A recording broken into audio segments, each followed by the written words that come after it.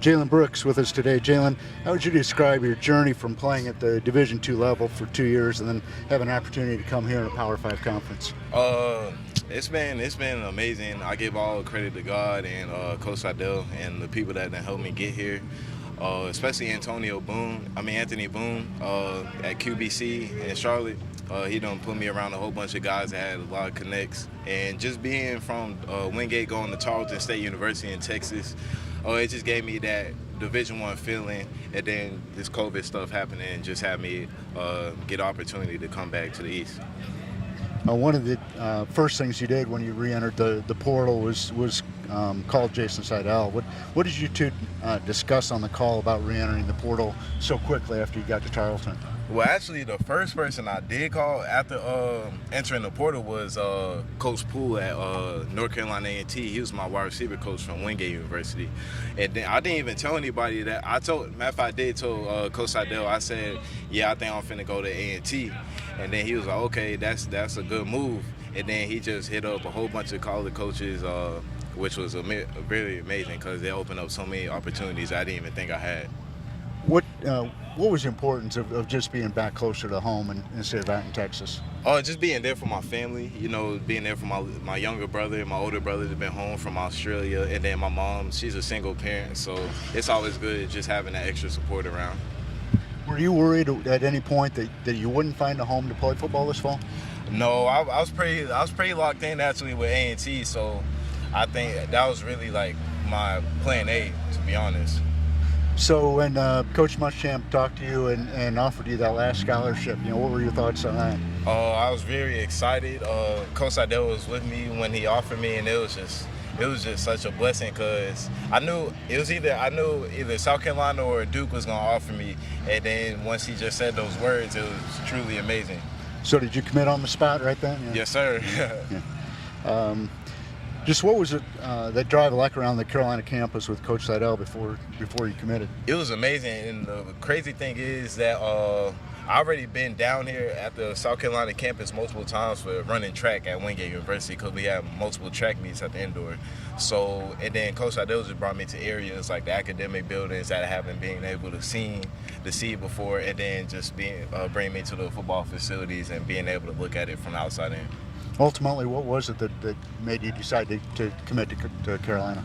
Just not only the need for receivers, just for the need for the production on offense as overall, and just seeing that I was able to see that it was a pretty good atmosphere, and just see because I know a couple people that was on the team already, so I heard good things about it. You had an opportunity to work with Daniel Jones a little bit in the off season. Talk about that opportunity and what you learned from that. So actually, the reason why I feel like I've been able to pick up so well on this offense because he done had us run so many things.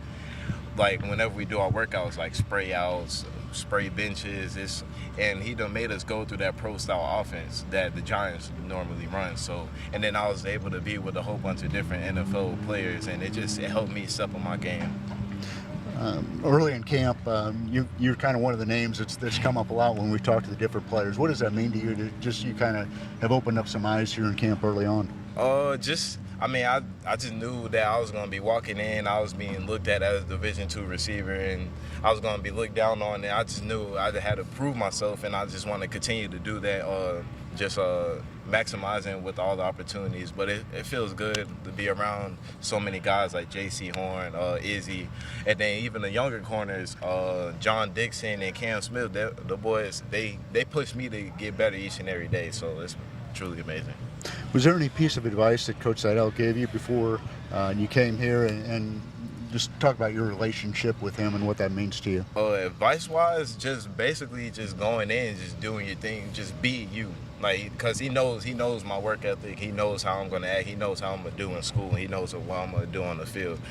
So that was the biggest thing from him. And then our relationship,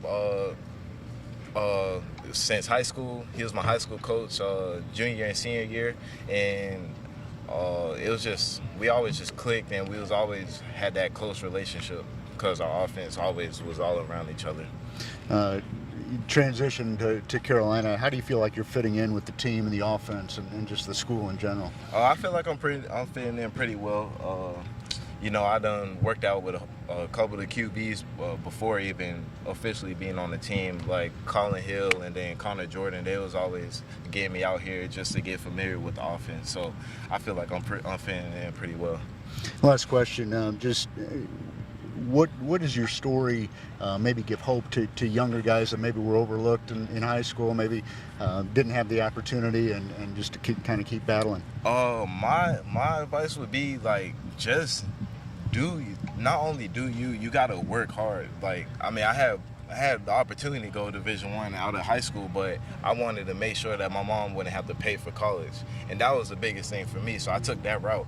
But you just gotta have that chip on. You just gonna have the chip on your shoulder and just be like, hey, I know I shouldn't be here, but I'm gonna work my tail off, and then if an opportunity opens up, then I'm gonna take the opportunity and maximize it. I can't say everybody's story is gonna be like mine because the COVID.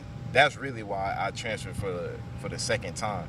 So I mean, just honestly, write your own story and just maximize your opportunities and be great and just be the best you.